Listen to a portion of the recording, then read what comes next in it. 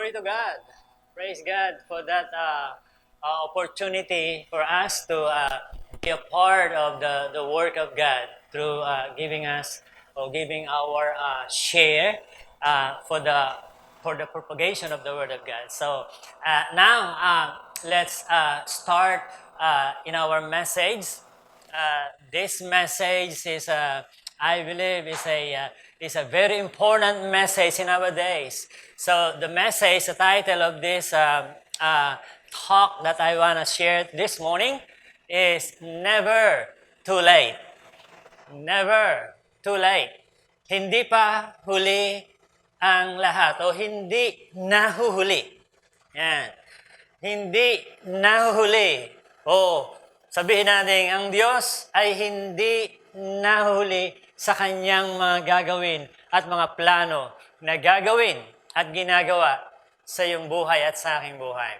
So the message is in Mark chapter 5, verse 21 to 43. So before I start in this message, think about this. Ano sa palagay mo, let's say, no?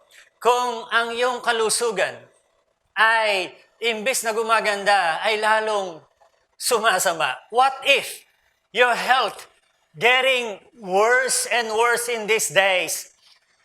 What if kung ang iyong job ay nakasama doon sa mga nakasama ka doon sa mga nawala ng trabaho in this time of the crisis, or this time of pandemic? What if kung itong pandemic na ito magtutuloy pa for the next month or 2 months or next year? What if kung ano mangyayari sa aking future? Yan, iniisip natin na, ano kaya? Kung ang ilan sa mga mahal sa buhay ko'y mawala, mapahamak, what if? Paano ko ito haharapin? Paano ko ito i-address? O paano ko ilalagay aking sarili sa harapan ng Panginoon?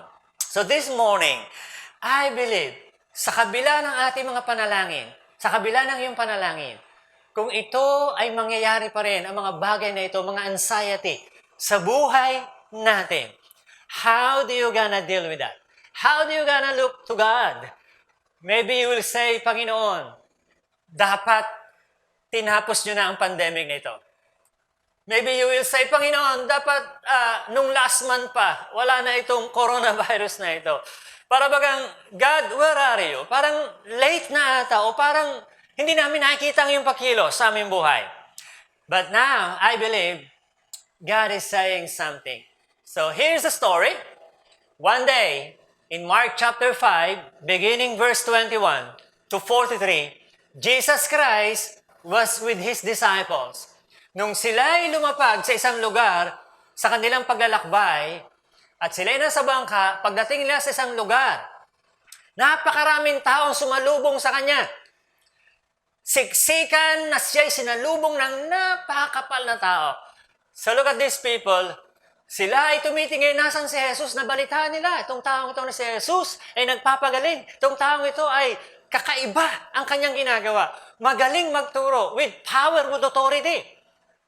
Itong taong ito ay kakaiba, hindi dahil sa title niya na siya ay may magandang title o pangalan, no. Dahil sa the way ng kanyang ginagawa sa buhay ng tao. So nakita na si Jesus, nagdagsaan ng mga tao, sinalubong agad siya. At ang mga tayo nagsiksikan para lang makita siya. And then, doon sa mga taong nagsisiksikan na yon, dinagsa ang Panginoon, nung siya'y dumating doon sa pangpang, sumama sa kanya habang siya'y naglalakad. Sinamahan siya at ang isang tao roon na nakipagsiksikan o lumapit sa kanya, nagnikluhod sa kanyang harapan. Ang pangalan nito ay si Jairus. Si Jairus ay siya ay isa sa mga ruler, tagapamuno ng sinagog sa Bagong Tipan. Ang sinagoga, ito ay lugar na kung saan nagtitipon ng mga Hudyo. Na parang kalang small houses of worship, gathering. So si Jairus isa sa mga leader nito. So siya isang prominenteng tao. At nung nakita niya si Jesus, tinakbo niya at siya lumuhod at umiyak, begging Jesus. Ang sabi niya, Jesus! So look at this man. May position siya. Mataas ang position niya sa lipunan pero hindi siya nahiya. Na manikluhod sa harapan ng Panginoon si Jairus. At siya'y nag-beg kay Lord earnestly. Sabi niya, Lord, Panginoon, lumuhod siya, umiiyak. Lord, mahabag ka. Yung aking anak na babae, my little daughter, siya'y nag-aagaw buhay ngayon. Isipin natin ito. You're in the situation na para bagang yung oras ay napakalaga. Every minute counts. Every second counts. Lord, now, nag-aagaw buhay ang aking anak. Pwede po ba? Please, sumama kayo sa aking bahay. Patungan nyo ng kamay siya. At siya'y gagaling, pagalingin niyo siya. Ang sabi ng salita ng Panginoon, si Jesus ay nagpunta, sumama, kasama si Jairus at naglalakad patunga on the way sa bahay ni Jairus. Subalit ito ang nangyari. Along the way, na kanilang paglalakad, ay mayroong mga taong nakipagsiksikan pa rin kay Jesus. At ang isa sa nakipagsiksikan pa sa kanya ay isang babae na may sakit ng pagdurugo. Bleeding for 12 years. Itong babaeng ito. Ang sabi doon, nagpagamot na siya sa mga doktor, iba't ibang klaseng doktor, iba't ibang espesyalista, hindi siya gumaling. Naubos ang kanyang pera. At wala na siyang pag-asa nakikita. Nadinig lang niya ang pangalan ng Jesus at nakipagsiksikan siya. Sinabi niya sa kanyang sarili, mahawakan ko lang yung laylayan ng damit ng Panginoon. I will be healed. Kaya nakipagsiksikan siya, bagamat mahinang kanyang katawan. Sa madalit salita, gumaling yung babaeng iyon. Doon, itong pangyayari ito ay nagdala kay Jesus. Habang sila naglalakad, bigla siyang tumigil. Kasama si Jairus, kasama yung mga alagad, at napakarami ito. Bigla siyang tumigil. Si Jairus na naman niya, tumigil ang Panginoon. What happened? Yung pala may kakausapin siya na merong isang tao na ang kapangyarihan ng Panginoon ay dumaloy. Siyang tumigil siya. Tinanong niya, sino ang humawak? Sino humipo sa akin damit? Sabi ng alagad, Panginoon, ang daming tao nakipagsisikan sa inyo. Tapos tatanungin niyo, sino ang humipo ng inyong damit? Sabi ng Panginoon, di ba? Nung siya nagsalita, sino humipo ng aking damit?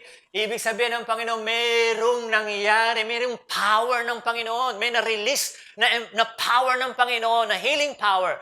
Nakita niya yung babae sa isang tabi na umiiyak. At doon, nakita niya na yung palang babaeng hindi pinagaling ng Panginoon.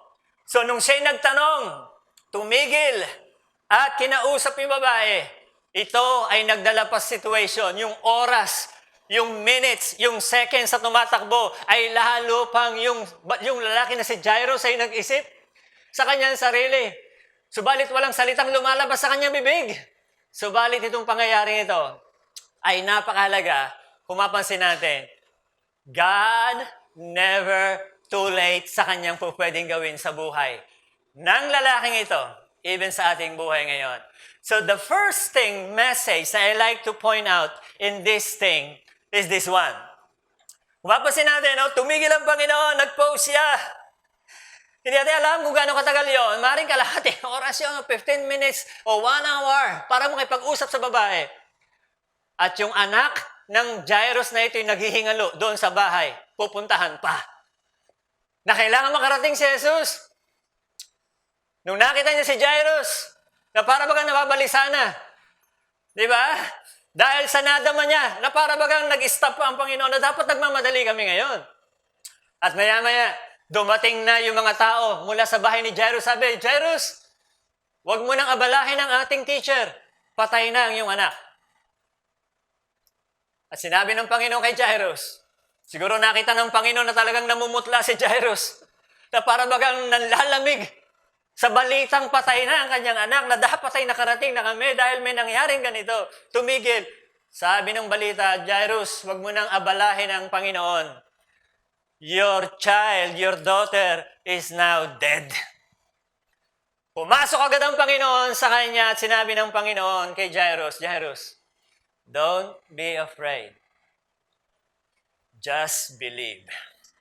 Hallelujah! Praise God! Dumating si Lord sa bahay, kasama si Jairus sa kanyang asawa, kasama ang 3 alagad. Pagdating sa loob ng bahay, nakita ni Jesus ang anak na babae ni Jairus, dying. At ang sabi ng Panginoon doon, di ba? Sabi ng salita ng Diyos, hinawakan niya ang kamay. At sinabi niya, Talita, sinabi niya sa babae, be healed, o ikaw ay gumaling, ikaw ay bumangon. Arise! Bumangon ka! Mapapansin natin yung pangyayari. Bumangon yung bata, pinagaling ng Panginoon. Praise God! Now, I'd like to share some principle, o sabihin nating lesson sa bagay na ito. Una, God never too late to accomplish what we hope for. Ang Diyos ay hindi nahuli para kanyang tapusin o gawin ang iyong inaasahan sa Kanya. Praise God! Para kay Jairus, para bagang ano ba ito, nangyayaring post na ito. Nag-post pa si Lord, tumigil pa siya. Alam niyo, yung nagpiplead si Jairus, sabi niya, di ba, Lord, my little daughter is dying. Panginoon, please come and put your hands on her so that she will be healed and live. Yun ang plead, yun ang beg niya, yun ang kanyang samo sa Panginoon. And yet sa kanilang paglalakbay, tumigil pa ang Panginoon. Naghihingalo ang aking anak. Please, come. Parang sinasabi niya, dalian mo, Panginoon. Naghihingalo ang aking anak. I remember, nung nasa Thailand, ako there sa one Filipino, ating kababayan, siya in a heart attack, and then he was, talagang nawalan siya ng malay sa taxi at hindi alam kung sino kanyang kamag-anak. At na-trace kung taga-saan siya, sino ang asawa niya, etc. ganito. And then, yung pala siya ay na cardiac arrest.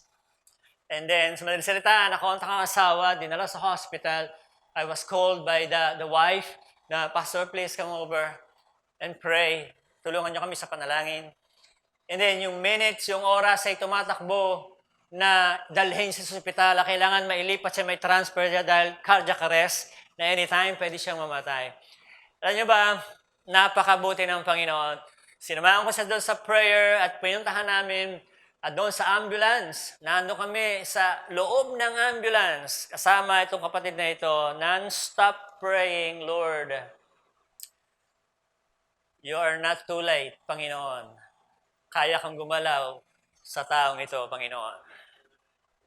And you know what happened? Pagdating namin sa hospital, and then, tuloy-tuloy yung prayer. Himala ang ginawa ng Panginoon. Itong taong ito na dapat ay talagang actually dineclare na siya ng unang hospital na kanyang pinagdalhan na he was already dead. But his wife talagang nag-persist, no. Ang Diyos hindi pa tapos sa buhay na aking asawang ito.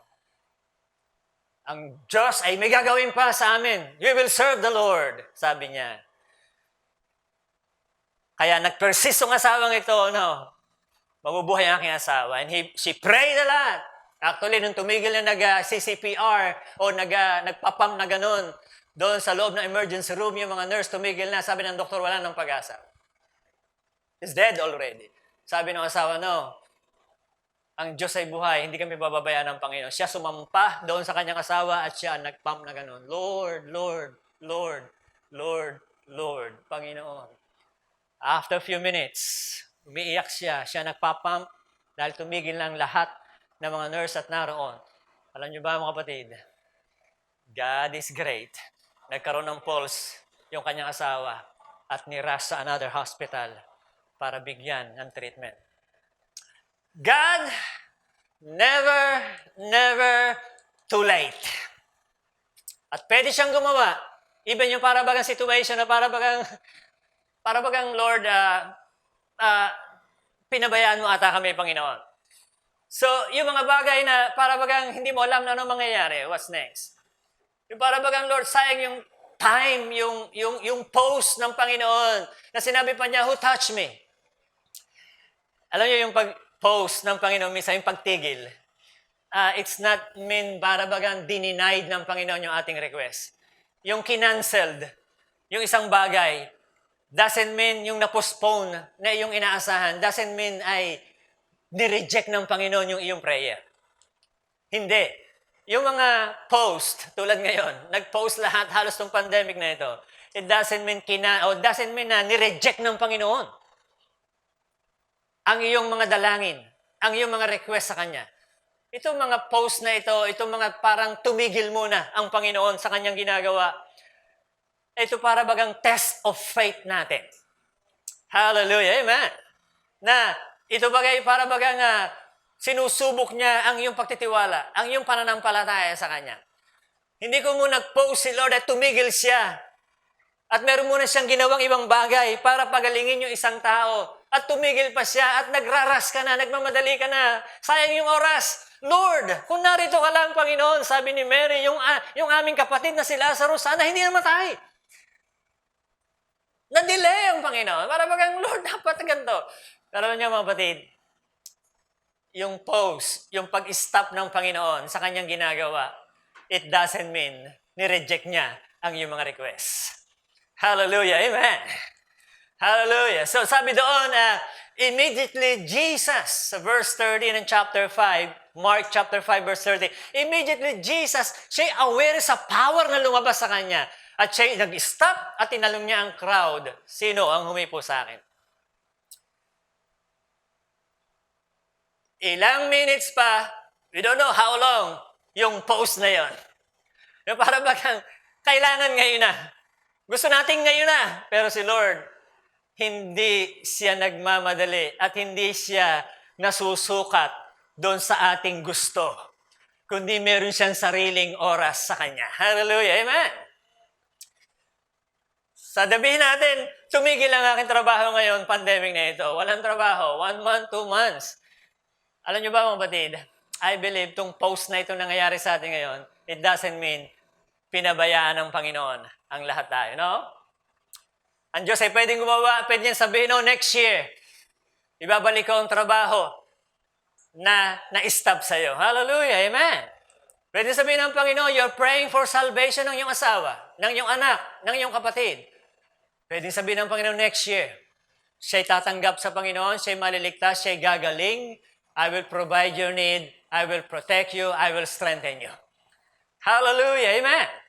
I remember in Genesis 18 verse 10, nung dumating ang Panginoon kay Abraham sa magitan ng mga anghel, sabi ng mga anghel kay Abraham, di ba, wala silang anak, baog si Sarah, at siya'y napakatanda na ni Sarah, pati si Abraham.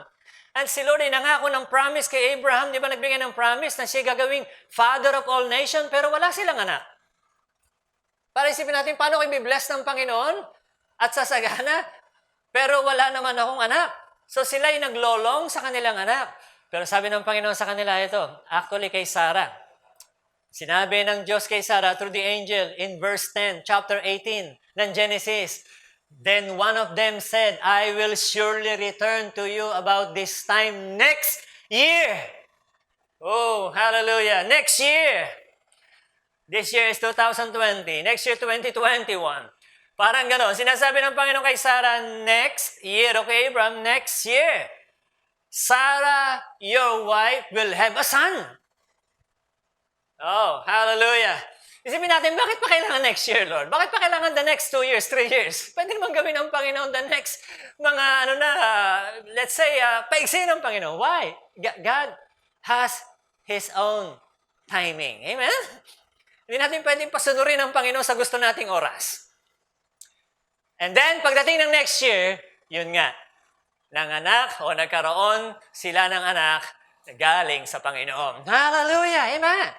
Meaning, God knows and God never, never, never too late. Never too late. Hindi natin pwede isipin, Lord, dapat ganito, dapat ganitong buwan, ganitong taon, ganitong oras. No, God never too late.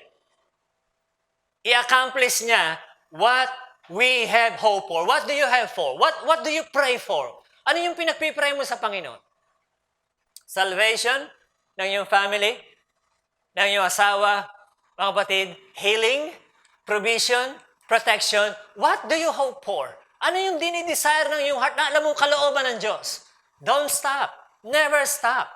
Dahil alam mo, ang Panginoon ay hindi siya bumabali ng kanyang mga pangako. Never si Lord ay maging too late sa kanyang pag-fulfill at pagganap ng mga pinagpipray natin kung alam naman natin ito'y kalooban ng Panginoon. Hallelujah. Amen.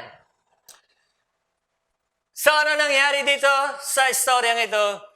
Pinagaling ng Panginoon yung babae. Ang sabi ng Panginoon sa lalaki Jairus, never, do not be afraid. Do not fear.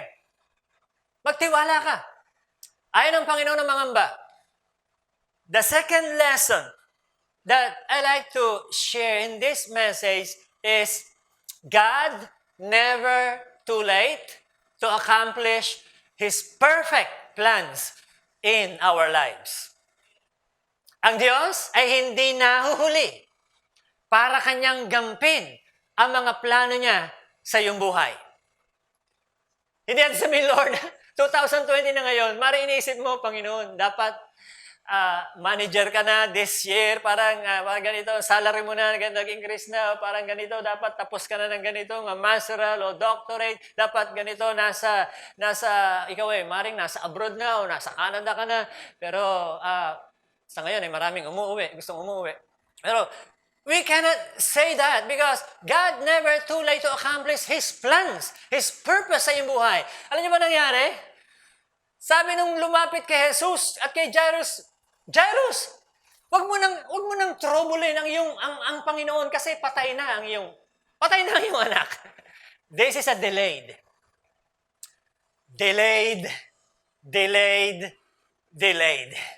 Paano niyo harapin ang mga delayed na ito sa inyong buhay? Na yung ina-expect mo na 3 months from now, 1 year from now, o the next 1 week, ay inaasahan mong mangyayari. The next 1 hour, inaasahan mangyayari, and then delay comes. Dumating yung mga balita, patay na ang iyong anak. Grabe. This is not a good news. This is a bad news. Itong pandemic natin ngayon, this is not a good news. Di ba? Ito yung bad news. Hindi ito magandang balita. Napakarami na wala ng trabaho. Napakarami nagkasakit. Napakaraming namatay at namamatay. Napakaraming na-infect. Almost just one day, thousands of people ang na-infect. Almost every day ay may namamatay. This is not a good news. Ang daming kumpanya ang nagsarado. Ang daming na-lay off, na wala ng trabaho. This is not a good news. This is a bad news. Your daughter is now dead. That is not a good news. Bad news. But, eto kabutihan. That bad news, pwedeng i-turn ng Panginoon. Hallelujah. Sa good thing. Sabi ng mga tao, wag mo nang wag mo nang abalahin ang Panginoon, Jairus. Parang sinasabi ng mga tao, wag mo nang papuntahin sa bahay natin. Sabihin mo na, parang sinasabi nila, wag mo nang yayain sa bahay natin. Pabalikin mo na. Sayang lang ang effort. Sayang lang ang iyong gagawing mga effort na ginagawa mo. Di ba? Huwag mo nang patuloyin ang Panginoon. Patay na ang iyong anak. That's all. No more. Pero si Jairus na namatili siyang tahimik, malamang na siya ay nanginginig na. Alam niyo, makarinig ka ng bad news hindi ka naman tatalon, di ba? Sasaya. Pero ba sa inyo nakarinig ng bad news nagsisigaw at parang tuwang-tuwa at nag-celebrate pa na. Si Jairus ay maaaring nanginginig, maaaring siya pinapawisan. Alam niyo, hindi naman mainit pero nanginginig siya at pinapawisan. Nung madinig niya ang balita, your daughter is dead. Saan makadinig ng balita ganon? Wala ka ng trabaho. Nagsarado na ang kumpanya. Diba? Yung anak mo ay namatay, na aksidente. Diba? Yung asawa mo ay andun, na comatose. Andun yung iyong anak, napahamak. Yung mga bad news na ganito, impact ito katulad kay Jairus. Hindi ito good news. So, ang feeling niya na para baga, nakita ng Panginoon na siya'y namumutla at nanginginig at parang siya'y pinapawisan. Lumapit agad ang Panginoon kay Jairus. Ang sabi niya, Jairus, don't be afraid. Hallelujah, amen. Para sinasabi ng Panginoon, this delayed, itong postpone na ito, o para bagang yung schedule na ito na dapat, yung oras na ganito dapat naroon na, delayed na ito. I don't know, paano natin i-handle itong mga delayed natin ngayon, itong year 2000 na ito. Delayed ang salary, maaari. O delayed ang inyong, let's say, pagbalik Sa work, delayed lahat at napakarami. Maring sa inyo ikakasal na mare, pero na-delayed. Na-move. Maybe next year. O hindi pa natuloy. Or maring isipin mo na, para bagang gusto mo nang mag-asawa, pero nakaka-edad ka na, gusto mo nang mag-asawa, pero para isipin mo na parang, Lord, kailan ba mangyayari ito? Parang feeling mo na parang may edad ka na. Don't think like that. Alam niyo ba kung bakit? Kasi kay Lord, iba ang time niya. Hallelujah. Amen. Hindi si Lord nakabase sa edad at sa sarili nating time. You can make a plan. 3 years from now, 4 years from now, 5 years from now. Gusto ko na ganito. Kailangan, na ako, kung tawag nila doon, sa mga seminar, para mga may financial freedom na ako. Yan. Yung mga di ba? Parang ganun mga presentation na, which is napakaganda naman. Subalit sometimes, alam nyo, God has His own time. So this delayed. Grabe, itong delayed na ito. Alam niyo ba sabi ng psalmist? Psalm chapter 31 verse 15. My time are in your hands. Sabi niya, Lord, my time is in your hands. Kanino daw na ang kanyang oras? Na kanino? Na kay Lord. Hindi nasa boss mo, hindi nasa company mo. Dahil anytime pwedeng maglaho lahat ng narito. Na kanino ang oras? Maski anong lahat ng meron tayo sa mundo ito, isang iglap ay pwedeng mawala. My time. Di ba? My time is in your time, Lord. It's in your hands. Not in my hands. Not in my will. Not in my plan. Wow, hallelujah. Anong dinadalangin mo kay Lord? Anong pinagpipray mo? What do you hope for? Di ba? Anong mga plans na ito? God is not or never too late. Don't say it's too late now. May edad ka na, matanda ka na, hindi ka na mag-aasawa. No, don't say that. Don't say, no, wala nang tatanggap sa akin. Hindi na ako kikita. Hindi na ako kaya magtrabaho. Hindi ko na kaya mag-start ng business. Dahil may edad na ako, hindi ko na kaya. Retire na ako. No. God, never too late. Sa atin lamang kaisipang tao yan. Pero sa kaisipan ng Diyos, iba ang kanyang oras. The last message thing na gusto kong iwan bago tayo mag-pray is this. God's timing is always perfect. Hallelujah. Ang oras ng Diyos ay laging perfect. Pwedeng sabihin natin, grabe Lord, sabi mo pupunta ka. Pwedeng sabihin ni Jairus, Lord, dapat nagmadali tayo. Lord, di ba? Pwedeng sabihin niya, umalis kayo dyan, nagmamadali kami, priority ito. Pag nakita tayo ng ambulansya, di ba? Pinatatabi lahat ng tao. O lahat ng mga sasakyan doon sa kalsada, give way! Dahil yung oras ay napakalaga. But this moment kay Jairus, walang ganong give way. Si Lord ay nag-post, siya ay na-delay, nag-stop, minute muna yung pangangailangan ng babae, at pinagaling, dumating ang balita, your son or your daughter is dead. And then, nadama ni Jairus, para bagang sa kanya, ano na ito? Overhearing. Nung nadinig ito ni Jairus, di ba? Sa Mark chapter 5 verse 36, overhearing what they said, the people said to Jesus or to Jairus, Jesus told Jairus, don't be afraid. This is the good news. Hallelujah. In this pandemic, di natin alam kung tatagal pa ito ng another month, 2 months, so until next year. The message is clear. Jesus is saying, don't be afraid. Just believe. What are you afraid for? Anong kinatatakutan mo? Parang gusto sabihin ng Panginoon kay Jairus, ano rin kinatatakutan mo? Mamatay ang iyong anak? Isa sa kinatatakutan ng tao ito, natin, di ba? Kapag may namatay sa ating pamilya, namatay isa sa ating mga loved ones, di ba? Nawalan tayo ng ating pinagkakitaan. Yung kalusugan natin ay humina at nawala ng hina, tayo ay nakahiga na lamang. Ito ang mga kinatatakutan natin, mga tao. Di ba? Ng ating buhay sa lupa. There are so many things na parabagang kinatatakutan. Now, what are you afraid for? Anong kinatatakutan mo sa iyong buhay? Natatakot ka ba? Sasabihin ng tao sa iyo? O natatakot ka sa mangyayari sa iyong buhay na mga bad things or negative things? What are you afraid of? Mawala ang iyong loved ones, trabaho, o yung kalusugan. Ano pa? Di ba? So, minsan alam niyo ba ito ginagawa ng Panginoon eh?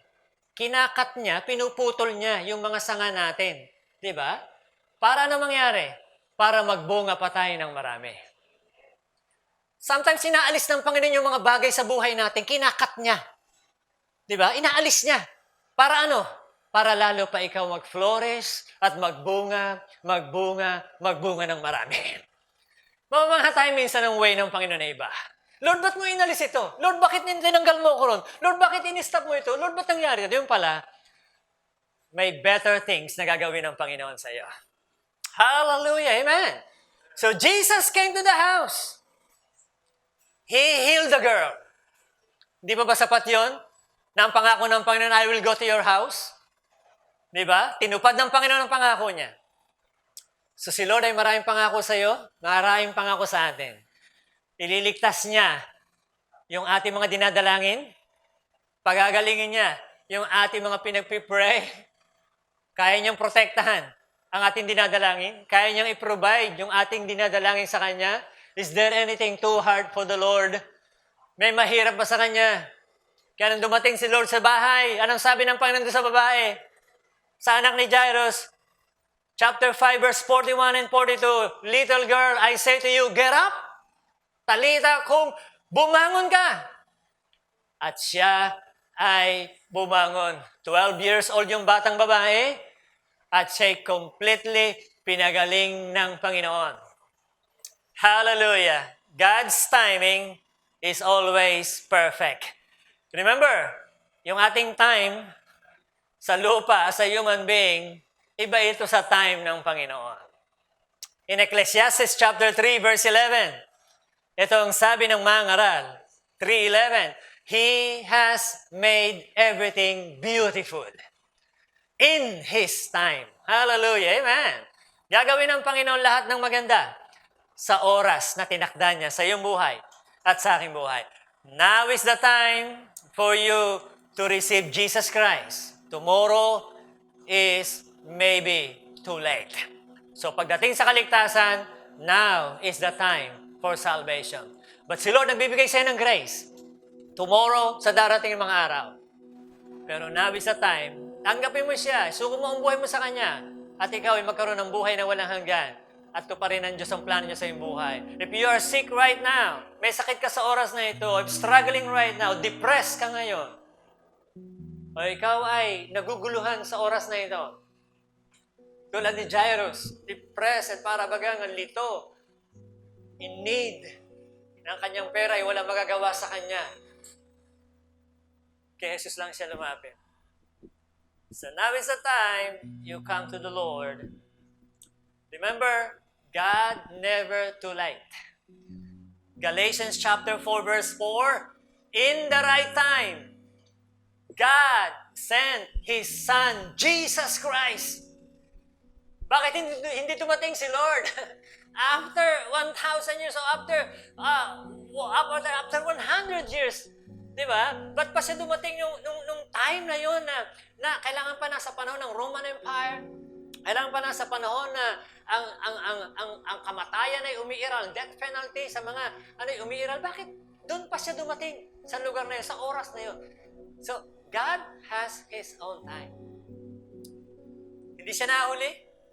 Hindi siya nauna. Meron siyang sariling time. He sent His Son, Jesus Christ, right on that right time para mamatay sa krus ng Kalbaryo at maging Savior mo at Savior ko. And now is the time na tinakda ng Panginoon na all of us to come together to Him at siya ating paglingkuran at tanggapin. And now is the time to give your life to the Lord para maranasan mo ang kabutihan ng Panginoon. Again, before I pray, God never too late to accomplish what you have or what you hope for. Sa iyong pinapanalangin, sa iyong dinadalangin, sa iyong hinihingi sa Diyos kung ito'y kalooban niya. And God never too late to fulfill His plan sa iyong life, purpose sa iyong life. Hindi siya nagplano ng kasiraan, kawasakan sa iyong buhay. He has a wonderful plan sa iyo. Yes! Kaya nais ang Panginoon gawin yun if you will respond sa Kanyang calling. And His time is always perfect. Hallelujah! So make it right now. Do it right now. Today is the right time for you to be saved. Tanggapin mo si Lord. Give your life to the Lord, your family, and give it to God kung ano mangyayari sa panahon na ito, sa iyong work, sa iyong health, sa lahat. Give it to the Lord. He has His own way and time to do everything right. So, praise God. Samahan mo ko sa prayer na ito if you like, and we will end this message in a simple prayer. Bow your head and pray with me. Panginoon, purihin ka.